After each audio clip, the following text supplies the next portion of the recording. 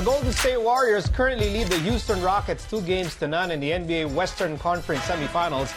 The Rockets, though, are saying that they are not getting the calls from the referees. After Game 1, James Harden even pleaded for, quote, a fair chance from the game officials. So, is officiating, or the lack thereof, affecting this Rockets-Warriors series? Let's ask our analysts today, Erram and Jett, Manuel. Mabigat, ah. That's a big statement coming from the Rockets organization, and they are saying, they're claiming na officiating masyadong pabor sa Golden State. Agree or disagree, Poy? I think, medyo disagree. Kasi, siyempre, nag-iiba yung pag-playoff na nag-iiba yung laro ng bawat players eh.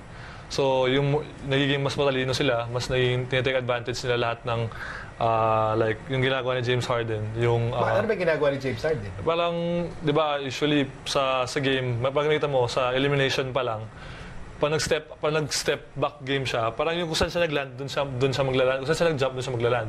Pero ngayon, alam niya, mas naging matalino siya, alam niya kasi hard close out palagi yung mga teammates niya, yung mga kalaban niya hard close out. So alam niya na pag yun yung konting contact lang, alam niya tatawag yung referee. Pero yun nga, hindi nangyayari, hindi siya tinatawagan. So parang for me, that's not fair, parang ganun. Pero I don't think na lahat ng tawag is nasa Golden State. Jett, ikaw, do you commiserate, sympathize with James Harden na he feels he's not getting the calls? I think in that game, as we saw in the replay, there are a few calls which should have been fouls. It's very clear, and even the NBA admitted they released a letter saying they missed a few calls, so it should have been fouls. But there's some calls rin na it shouldn't. It shouldn't. Parang it's very 50-50. It's questionable, but I think the whole officiating thing just got blown out of proportion because of maybe one is James Harden, and these are two of the whiniest teams in the. So, like in the video that the fans are seeing now, is that a foul or not? That, as a shooter, I'm gonna have to say that's a foul. Sabi for us as a player, yeah, that's a foul. It's a foul because, I'm going up to shoot a normal jump shot, and I think as a player, what you want talaga is consistency lang eh.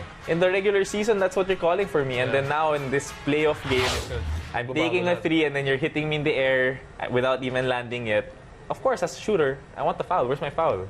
At saka, to add on sa sinabi ni Jett, siyempre, malaking magbabago yung change ng game. Kunyari, pag na-injured yung player, dahil lang doon sa hindi mo natawag na foul. So, siyempre, it costs them the series. So, ang laking bagay nun. Oo, pag talo, lahat titingnan mo diba? na. Pag talo Which is, so in your point of view as players, it's understandable why the Rockets are complaining. It's understandable that, yun nga, parang I just want consistency pag player tayo. Kung tinatawag mo sa akin yung dati, ba't hindi mo tinatawag ngayon? Whether or not the perception is, ikaw naman nag-i-initiate ng contact, ikaw yung parang sumisipa. But, if tinatawag yun during the regular season, itawag nyo during the playoffs. That's the, parang ganun yung argument. Parang ganun, as players, parang ganun yung. Pero syempre, yun din, parang, isipin mo kahit sobrang advanced na nung officiating nila, di ba? Nagkakamali pa rin sila. That says parang na, hindi mo talaga kahit anong gawin ng referee na gawin nilang perfect yung game. Hindi talaga mangyayari yun. May mga non-call talaga, may mga calls na questionable. Pero yun nga, at the end of the day, may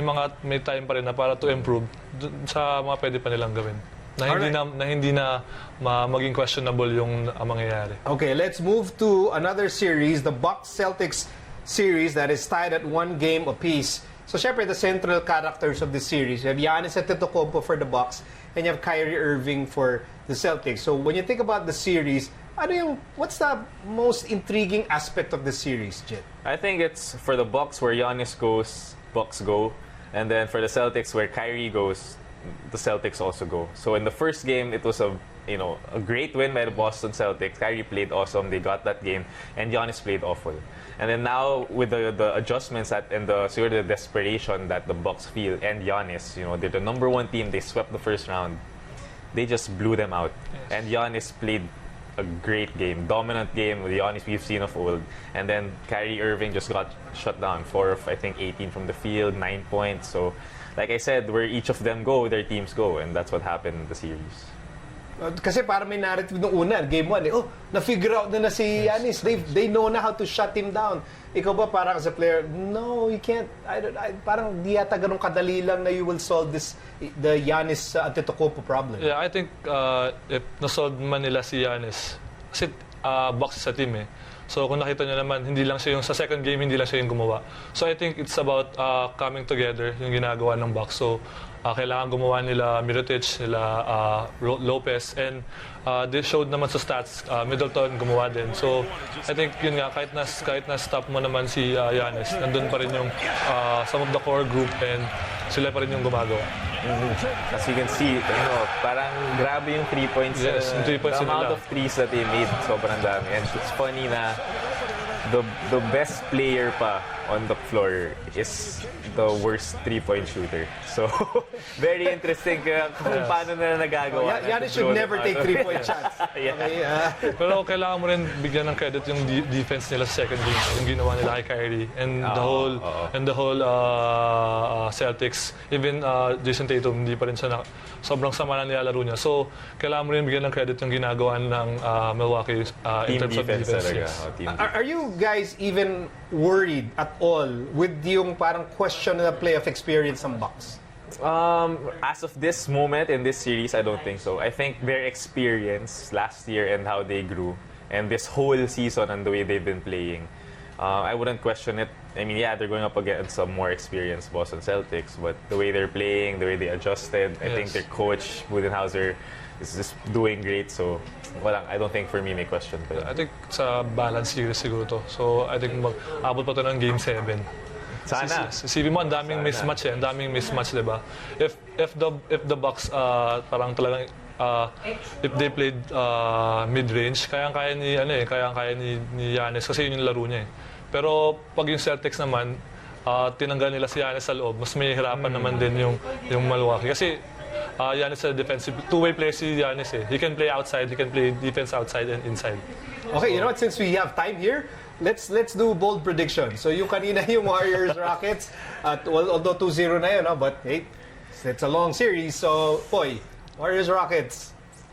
I think I'd go Warriors. Warriors. I Jett. think I'm going with the Warriors too. Yeah. All right. Bucks Celtics. Poy. Celtics.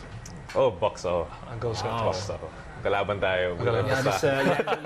Thank you very much, Poy, Erram, and Jett Manuel for giving your tremendous insights on the NBA. Maraming salamat, guys. Thanks for having me. For more coverage of the NBA playoffs, go to sports.abs-cbn.com. And this has been The Score. I'm Nico Halili. You can also watch The Score on the iWant app for free. And we'll leave you now with a look at the latest Vince Adventures and the Race Your Voice Obstacle Fun Run. We'll see you all again on Monday.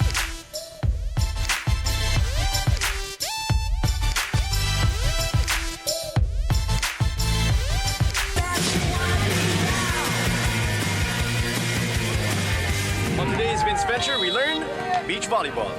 Sun, sweat, sand, and volleyball under tough conditions. That's beach volleyball, and we're all the way up here in La Union to learn more about that in today's Vince Ventures. All right, we are with former UAAP men's volleyball player Carlos Sendo. Of course, Carlo is an expert in any field of volleyball. And of course, you're going to teach me today. So what is exactly beach volleyball? It's harder compared to the indoor volleyball, and the technicalities are different. The rules are also different. Now, you mentioned it's harder than other forms of volleyball. Why is that? Because, of course, you're going to deal with the heat of the sun and then the air. And, of course, you need to wear protective gears. Like the rush guards, shades, and of course,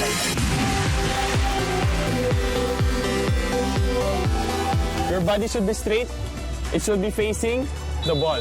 Tapos, pagdating ng bola, dig, hold, tapos straight siya. Tapos dito tatama, bump lang tayo.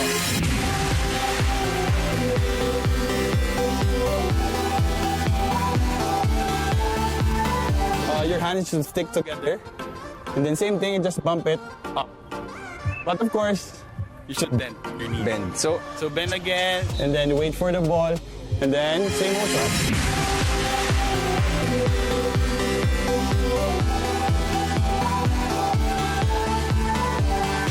To attacking, you cannot drop the ball using your fingers. Okay? You should do it using your knuckles. fist. And of course, the top spin. Like that. And the hard ball.